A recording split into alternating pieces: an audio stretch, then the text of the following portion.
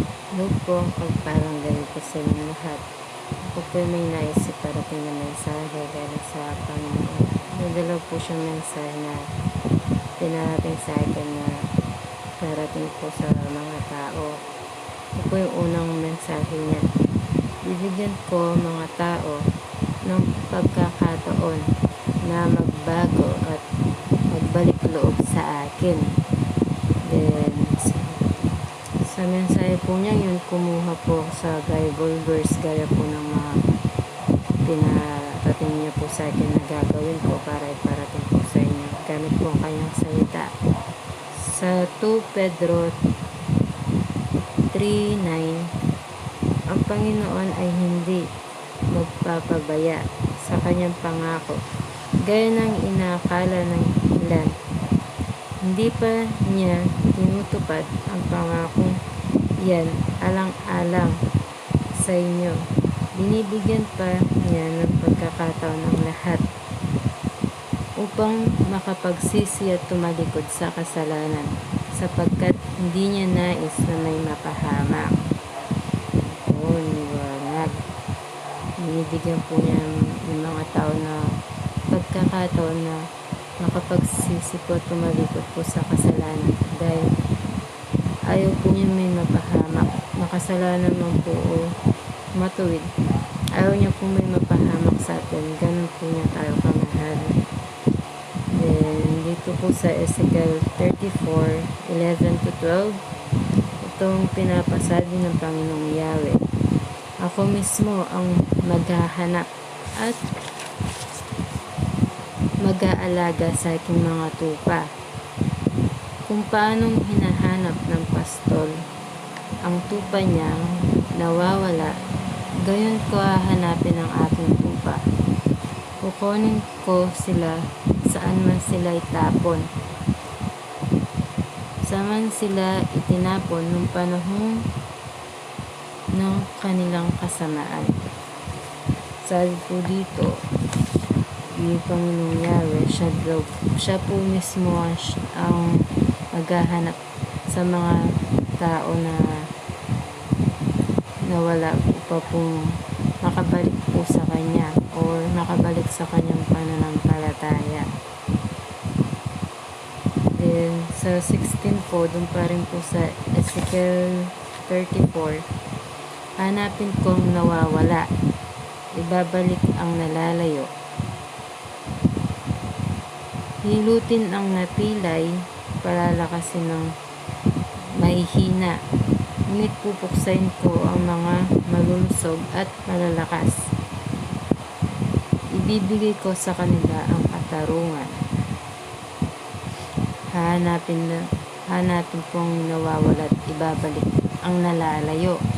Tayo po yun, yung mga tao na nalayo po sa Kanya sa pananampalataya dahil yung una pa lang po, kung alam mo po yung story nung sa Genesis, yung kay Adan at Eva po na kumain po ng pinagbabawal na prutas, kaya tayo po nagkasala at tayo po ay nalayo sa Panginoon dahil sa makasalanang sanlibutan. Kaya gagawin po niya, kaya hanapin po niya tayo at ibabalik sa Kanya. And then, pagsisisi at tumalikod sa mga kasalanan. Mateo 4:17. Sabi ni Jesus, magsisi kayo at talikuran ang inyong mga kasalanan sapagkat malapit nang dumating ang kaharian ng langit. Tayo po magsisi at talikuran ng ating mga kasalanan dahil malapit na pong dumating ang kanyang kaharian ng langit. Tingin niyo po ba kung tayo po hindi magsisisi at tatalikod sa ating mga kasalanan, tayo po ba'y makakabahagi sa kanyang kaharian? Kung hindi man po tayo makabahagi sa kanyang kaharian, ang ating mga kaluluwa, saan po mapupunta? Dalawa lang po ang choices. Ang kaloob na Panginoon na buhay na walang hanggan o ang kaparusahan na matapon po sa impyerno. Then, dito po sa Lucas 15:7, nagsisi na tupa. At sinabi ni Jesus, ganun din sa langit. Masayang masaya siya roon dahil sa isang makasalanang nagsisi kaysa sa 99 na matuwid na hindi nangangailangan magsisi.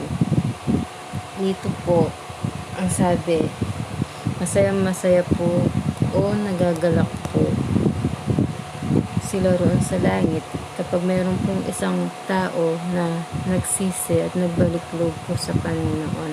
Ganun po sila nagagalak kapag yung isa pong makasalanan na tulad po natin, nagsisi at bumalik po sa Panginoon, ay kinakasiyan po nila.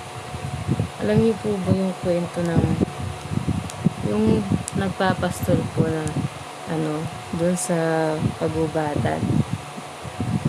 Tapos yung isa pong sa mga tupa po niya nawala. Ginawa po niya, iniwan po niya yung marami niyang tupa sa kagubatan para hanapin lang po ang isang nawawala. At nung nakita po niya ito, ay labis po siyang nagalak at pinaghanda niya po at niyaya niya po yung mga kalapit na baryo po niya para po magsalo-salo sa paghahanda po ng ginawa niya dahil sa kagalakan niya po ng may balik po sa kanya yung nawala. Ganun po tayo sa Panginoon. Kung tayo po nagsisi at bumalik po sa kanya, labis po niya ikinagagalak sa atin. Kaya kung po na makasalanan tayo, ay huwag po tayong maya na manalangit at bumalik po sa kanya dahil wala namang pong perfectong tao, lahat po makasalanan. Kaya po huwag po tayong mahiya na lumapit po sa kanya dahil wala po tayong ibang malalapitan at maasahan kundi siya lang po. Then, sa gawain po ng Espiritu Santo sa 1:16-7-9. Subalit dapat ninyong malaman ang katotohanan. Ang pag-alis ko'y sa ikabubuti ninyo, sapagkat hindi paparito sa inyong tagapagtanggol kung hindi ako aalis.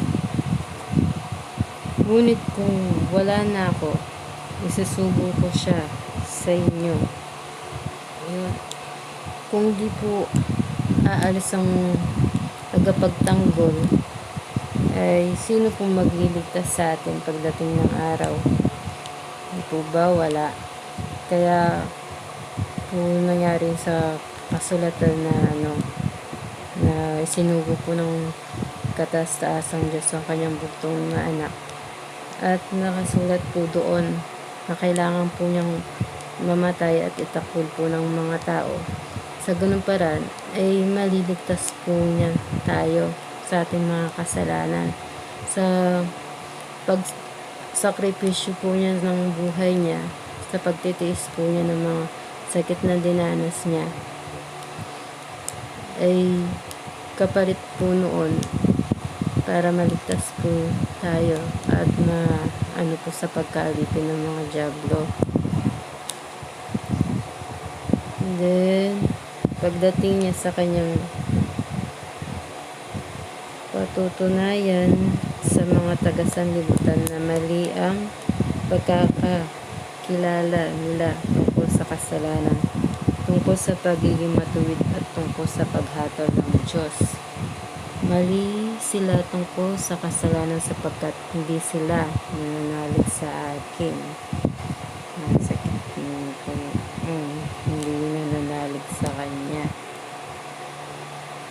Then, pangako tungkol sa Espiritu Santo. 1:14-21-23. Ang tumatanggap sa mga utos ko ay tumutupad nito.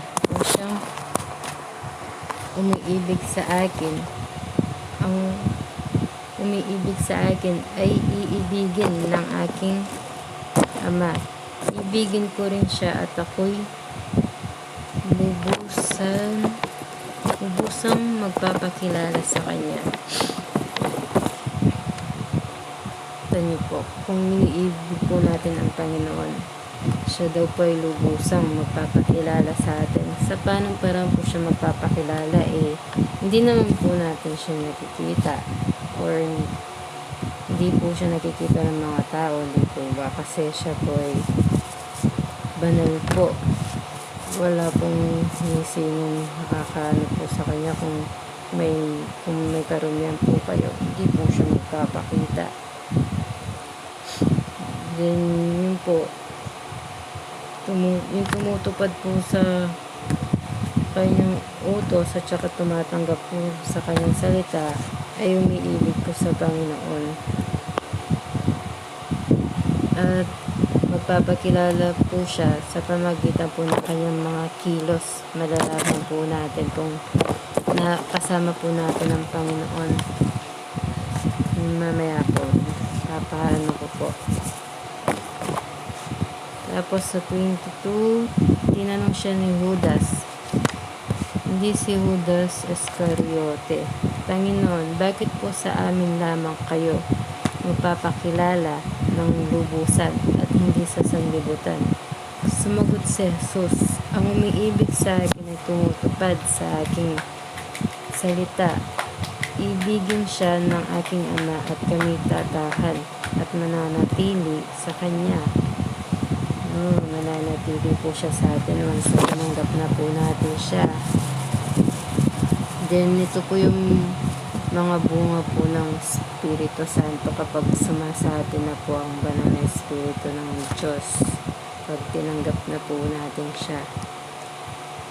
Pag-ibig or love, kagalakan, kapayapaan, pagtsatsaga, kabaitan, pagbubukas palad, katapatan, pagkamahinahon, pagtitimpi, kaalaman, pag-unawa, katapangan, takot sa Diyos, kalakasan, karunungan.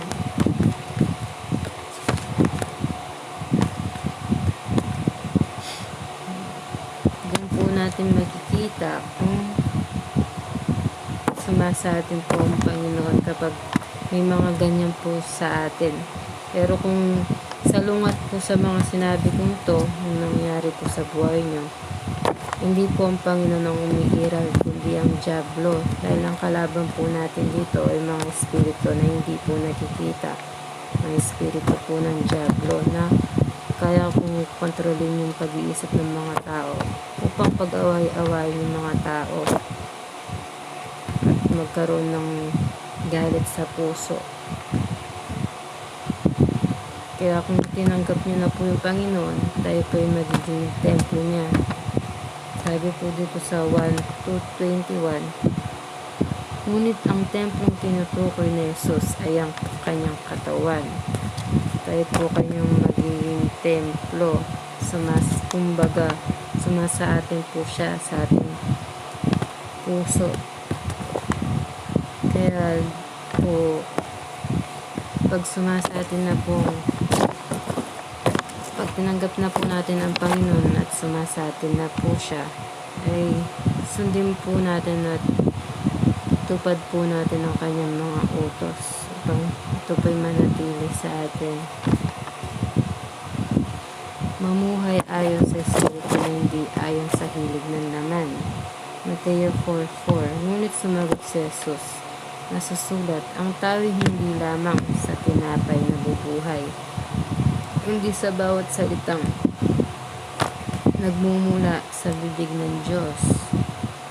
Di lang po sa tinapay, sa pagkain, kundi sa salita rin po ng Diyos tayo nabubuhay.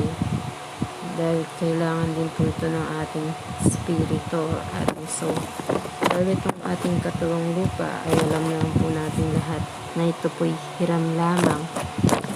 At kung paano po tayo nilikha, ay ganun din po tayo babalik. Pero ang ating soul ay mananatili pong buhay kahit na patay na pong katawan lupa natin. Kaya dapat pinapakain din po natin ang soul ng kanyang salita. Gamit po kanyang salita. Then, ang pagsunod sa hilig ng laman ay naghahatid sa kamatayan. Ngunit ang pagsunod sa Espiritu ay nagdudulot ng buhay kapayapaan. Hindi tayo mamumuhay ayon sa laman, kundi ayon sa Espiritu. At sa Espiritu, sa katunayan, mananatili sa inyo ang Espiritu ng Diyos. Wala sa isang taong Espiritu ni Kristo. Hindi kay Kristo ang taong yun. Ayan kung hindi daw po, kung wala po sa isang taong Espiritu ni Kristo, hindi daw po kay Jesus. Pag yung nabanggit ko po kanina, yung bunga po ng Espiritu Santo, kung ito po'y wala sa inyo, ay kabahan na po kayo at nagbalik loob po kayo sa Panginoon. Hayaan po natin at buksan po natin ang puso natin. Napapasukin po ang Panginoon sa buhay natin at doon niyo po makikita kung paano po siya kumilos. Then, huwag po tayong sasamba sa mga rebulto. Tignan niyo po yung sabi sa Exodus 24:5. Huwag kang gagawa ng imahen ng anumang nilalang na nasa langit, nasa lupa o nasa tubig upang sambahin. Huwag mo silang iuyukuran ni sasambahin sapagkat akong si Yahweh na yung Diyos ay mapanibukuin. Huwag daw po tayong gagawa ng mga imahen ng anumang nilalang na nasa langit at sa lupa at nasa tubig po upang sambahin at tukuran. Marami po sa mga Kristiyano, yung marami po na nagsisimba tapos nagdadalangin po sa harap ng mga rebulto. Ano po ba yung rebulto? Hindi po ba gawa po ito sa kapwa na nihilok po ng mga tao at ginawan po ng imahen? Ito po'y walang buhay, may kamay, may bibig, may mata, pero hindi po nakakakita, hindi nakakahawak, hindi nakakalakad, hindi nakakapagsalita. Kung dumating po ang panahon na subukin po tayo ng pagkakataon, kung tatawag po ba kayo sa rebultong yon na Panginoon, iligtas mo kami, ililigtas po ba kayo nito? Hindi po, kasi wala pong buhay to. Dapat sa mismo pong Diyos na buhay po kayo manalangin. At yun po, dahil wala pong ibang Diyos maliban sa Kanya, kundi siya lang po. At may mensahe pa pong Panginoon sa akin. Dalawa po kasi yun. Yung una, yung Panginoon sinabi ko po sa episode nito po pangalawa. Maganda na kayo sa pagdating ko. Ang lahat na nananampalataya sa akin ay aking kukunin. At yung gumagawa ng kasalanan ay may iwan. Pati ang kamatayan ay iiwas sa kanila. Mararamdaman ninyo ang paghihirap na walang kamatayan. Yun po, yung sa pagdating niya daw po, kukunin niyo po yung mga nananampalataya at may iwan ng kasalanan at sila pong dadanas ng mga matitinding hirap na kahit gusto na po nila mamatay ay wala po, hindi sila mamamatay. Kamatayan ang iiwas sa kanila hanggat hindi po matapos na pagdaanan nila yung puot ng Panginoon hanggang sa mawakas po ang mundo.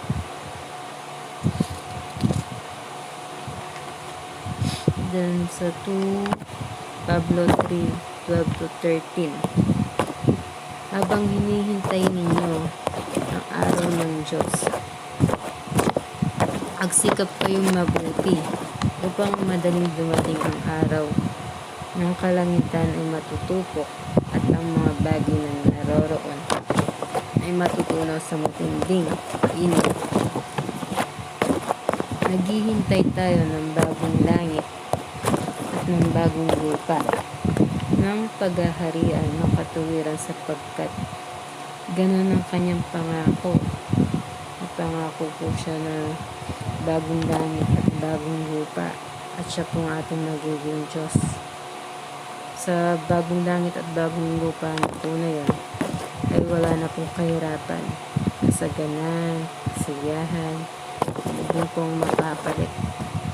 At mawawala na po itong lumang mundo, at yung mga makasalanan wala na rin po. Ang mananahan po doon, yung mga nagtagumpay po ng mga taong matuwid na tumanggap sa Panginoon at bumalik po sa Kanya. Sa 2 Pedro 3:17-18 po. Ngayon ito'y alam na ninyo, mga kapatid. Dapat kayong mag-ingat upang huwag kayong mailigaw ng mga taong walang sinusunod na batas. Sa gayon, hindi kayo matitinag sa inyong kalagayan. Mag-ingat po tayo sa mga tao na wala po sinusunod na batas upang hindi po tayo mailigaw. Dahil sa panahon po ngayon, sa 7 years of tribulation, dahil nasa kalagitnaan na po tayo ng 3.5 years, then 3.5 years. Sa gitna po noon, ay doon po papasok yung mga antikristo na kung wari po magpapayag sila ng mga salita ng Diyos na hindi po namamalayan ng mga tao, na sa loob po pala ng bawat salitang yun ay hindi po ang Diyos na Panginoong Jesucristo ang kanilang pinapangaral, hindi yung pong Diyos ng kadiliman. Gagawa po sila ng mga himala na kagaya po na nagagawa ng Panginoon, at angkinin po nila na sila ang Panginoon. So ganun ay huwag po tayong basta naniniwala, at sige niyo po ng maayos yung bawat naririnig niyo, bawat nakikita niyo. Nang sa ganun po, maging alerto po tayo at hindi po tayo mailigaw. Basta manampalataya lang po tayo sa Panginoon at sa Kanya po tayo dumirekta o nananampalataya. Kahit dyan na po kayo sa sulok, manalangin po kayo ng maitaimtim, maririnig na po kayo ng Panginoon at pagkikinggan po niya ang panalangin. Basta yung sinasabi niyo po galing sa puso niyo, at pag tinanggap niyo po siya, galing din po sa puso na nagsisisi po kayo sa mga kasalanan niyo po.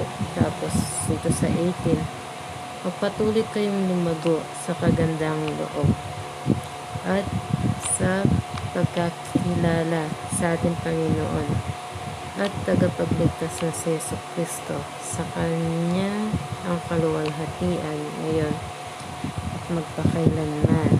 Habang hinintay po natin ang pagparito ng Panginoon, ay palaguin po natin ang kagandang loob at pagkilala po natin sa ating Panginoon. Kasi marami po dito na nananampalataya, ngunit hindi po alam ang katotohanan, na ang alam po nila, basta nananampalataya po sila kahit na nasa harap ng gubuto, akala po nila tama. Pero sa mata po ng Diyos, ay paglapastangan po yun na manampalataya at yumuko po kayo sa harap ng mga rebulto. Dahil po ito'y walang buhay. Dahil sa Diyos lang po kayo yuyuko, mananalangin at tatawag. Sa ganun po, makabagi po kayo sa biyayang kaloob ng Panginoon, yung pong buhay na walang hanggan. Yun po,